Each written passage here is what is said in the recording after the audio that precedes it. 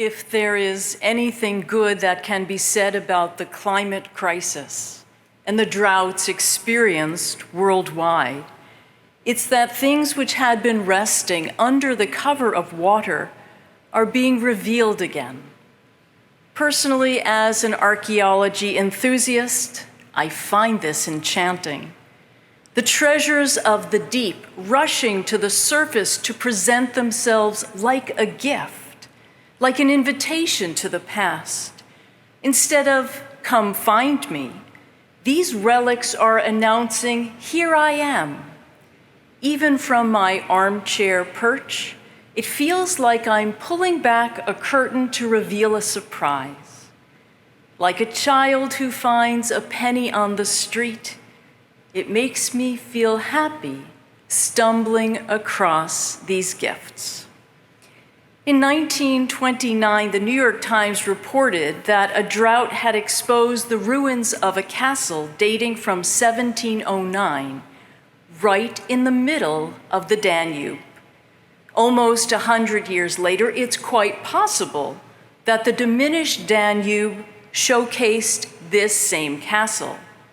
And the river is giving up other treasures as well. For example, the Nazi ships that had been scuttled to thwart the encroaching Soviet forces and were presumably lost to history. Well, those emerged after 80 years on the riverbed. Now, some of them still carried unexploded ordnance.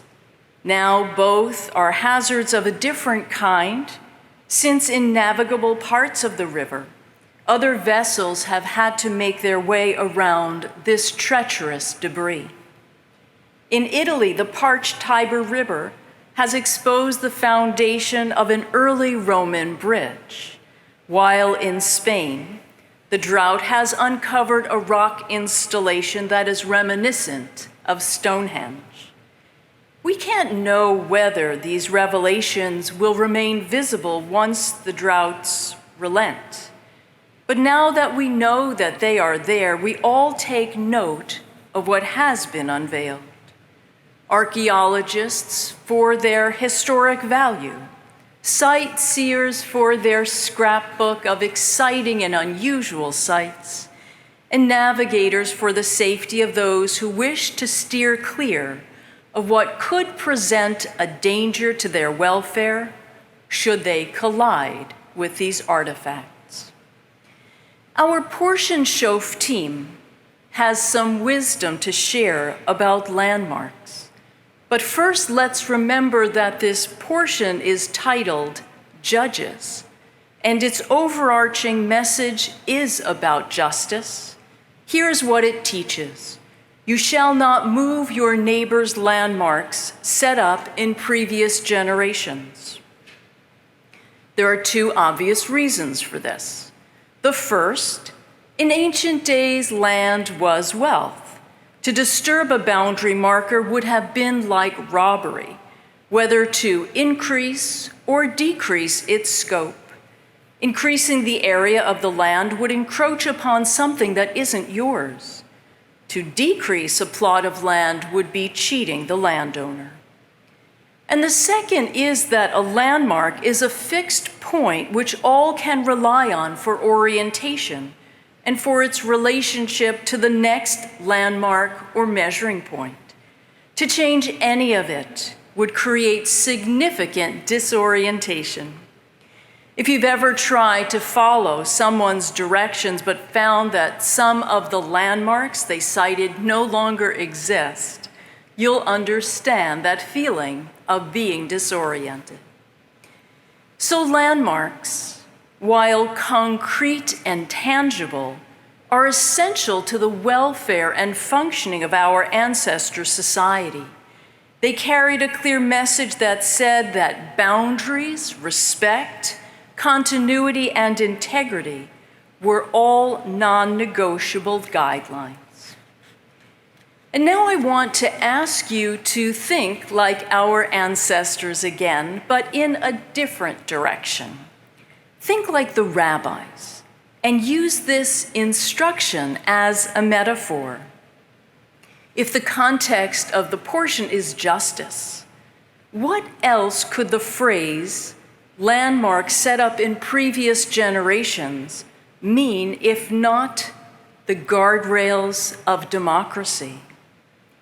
Civil society depends on the reliability and stability of the law. That is, rules must not change capriciously, or that will upset the expected order. In recent years, through Supreme Court nomination hearings, we have all learned about the principle of stare decisis, or the stability of the law. And simply put, it comes down to this: don't move legal landmarks. Unlike the drought, which unearthed the lost and the unclaimed and the discarded, democracy and its foundation, justice, cannot become the curious passion of an historian who wants to know about our nation's roots, or a tourist's trophy for the visitor who remembers what liberty once meant in its prime. Shoftim provides an ancient model for justice. It teaches us to appoint impartial judges who will carry out the law, and in doing so, the Bible asserts that evil will be swept out of the land. This is at its heart. The portion also directs, "You shall act in accordance with the instructions given you and the ruling handed down, without deviating to the right or the left," affirming that accepting a judicial ruling isn't up to the discretion of the plaintiff.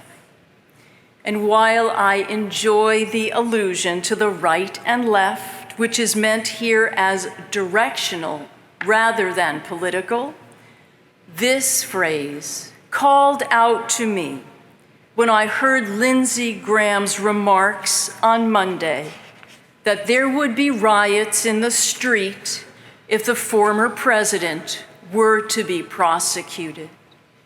And whether he meant it as a threat or a promise, as a lawmaker, he nevertheless fails to understand that the law deviates neither right nor left.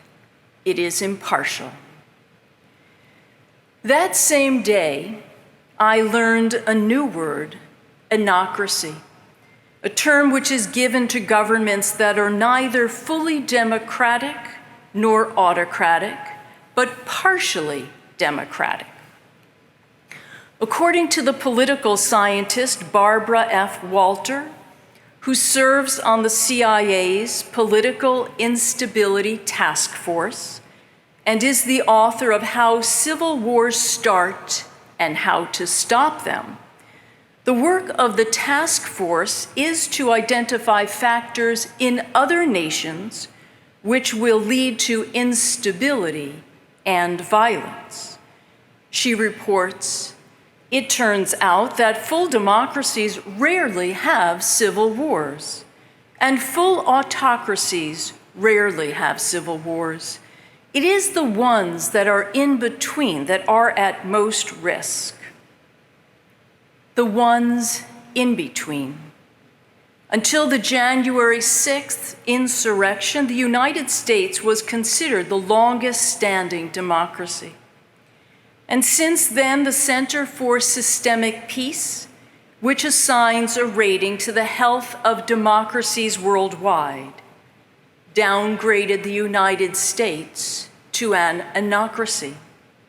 Dr. Walter warned, if we were to continue to become less democratic, for example, if voting rights were suppressed even more, if one party tried to overturn the results of an election, the United States rating would be downgraded even more because of the greater risk of political violence.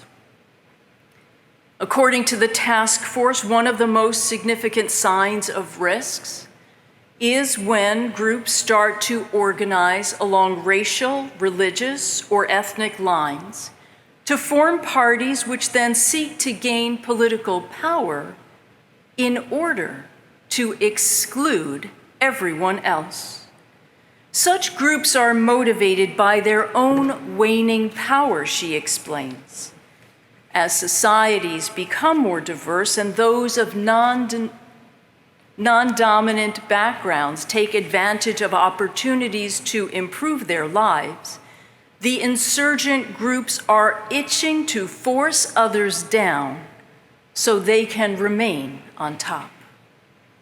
So when Lindsey Graham talks about taking to the street and rioting, he is trying to amplify an agenda which grows out of increasing fragility and powerlessness. Despite his authority as a senator and his responsibility to represent the people, he has clearly missed the point of impartial justice, of law, of equity, which are rooted in our portion shoftim. In a democracy, the power of the law does not rest in violence or militias or intimidation. In Pirkei Avot, a compendium of ethical teachings, which is only 2,000 years old, we learn this very timely reflection. Pray for the welfare of the government, it teaches, but for the fear thereof, men would swallow each other alive. What it means is that government is meant to be a stabilizing force, and that justice is not meant to be a mirror of one's own opinion.